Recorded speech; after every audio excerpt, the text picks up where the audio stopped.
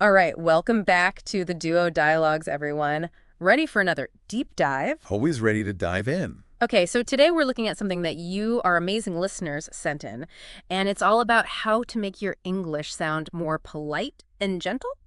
Oh yeah, politeness. That's an interesting one. Yeah, it is. Really important. Yeah, and the material you sent in really highlights just how important certain expressions are.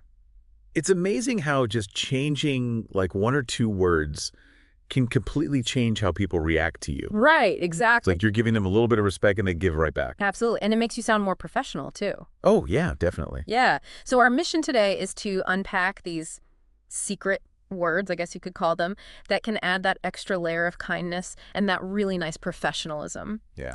So, first off, why does politeness matter so much, especially in English? Well, English-speaking cultures, they really do put a lot of emphasis on polite language. Yeah. It's not just about being nice. Yeah. It's like a key part of communicating clearly Totally. and building those good relationships with people. Yeah, Even like the simplest request can sound totally different depending on how you word it. exactly. It's all about making the conversation go smoother, making everyone feel more comfortable. Okay, so let's jump into some specific expressions then. Okay. This first one came up a lot in the material you guys sent. Could you? Yeah, Seems like a pretty fundamental way to make a request in English. absolutely. And it's so simple. Mm-hmm. Instead of just saying like, help me, you say, could you help me, please? Right. It just softens it instantly, makes it way more approachable. And it sounds so much nicer. It really does. It does. It's like you're recognizing that the other person has a choice. Right. You're not demanding them to do something. You're asking politely. Like, could you tell me the time? Yeah. Instead of just tell me the time. Exactly. Yeah, it's way more respectful. Remember? Okay, so moving on. Another one that came up a bunch was, would you mind? Oh, yeah. Would you mind? That's a good one. And this one seems particularly useful when you're asking for something that might be a little bit, I don't know, inconvenient for the other person. Yeah, it's like you're acknowledging that you're asking them to go out of their way a little bit. Yeah. Yeah. Like, would you mind closing the window? Or would you mind waiting a moment? It shows that you're thinking about them. It's like you're giving them an out, too. Yeah, you're not forcing them. Right. You're just politely asking, and if it's a problem, they can say so. Makes sense. Okay. Okay, so the last one we have here, it's a little more formal maybe, but still really important. May I?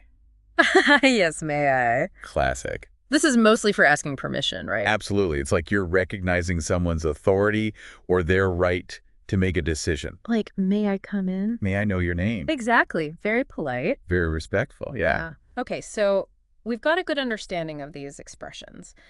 But how can our listeners actually start using them more naturally in their everyday lives? That's the key, isn't it? Yeah, I mean, practice is everything, right? for sure. Think about like everyday situations. Mm-hmm.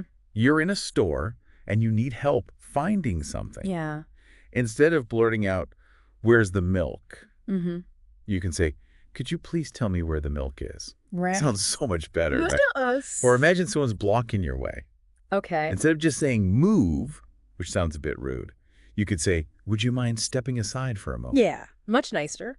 Way more polite. Way more. And it usually gets a better reaction, too. Okay, and one of the sources you sent actually suggested a really interesting exercise for this. Oh, yeah. What was that? It's taking those direct, kind of blunt sentences and transforming them into polite requests. Okay, I like that. Yeah, like changing, give me that book, which sounds kind of demanding, to, could you give me that book, please? Ooh, yeah. That's a good example. Yeah, it's such a simple change, but it makes a huge difference. Huge difference. It's amazing. Yeah, it shows the power of politeness. Absolutely. And it's not just the words themselves. Exactly. You've got to have the right tone of voice, too. Oh, yeah. Your tone can make all the difference. Even the most polite phrase can sound insincere if you're not careful. Right. So practice those words, but also that gentle tone. Exactly. Get the whole package. Absolutely. Okay, so I think we've covered a lot of ground today. Yeah, I think so too. Some really great insights into the world of politeness. Absolutely. Hopefully our listeners can take these tips and start using them right away. Yes, and I'm sure they will. Yeah.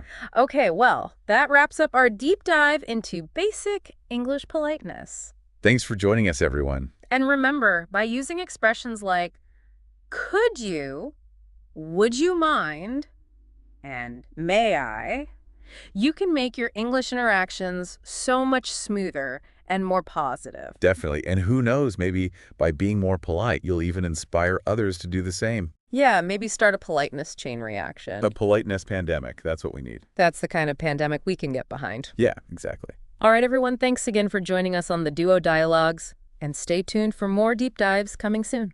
See you next time.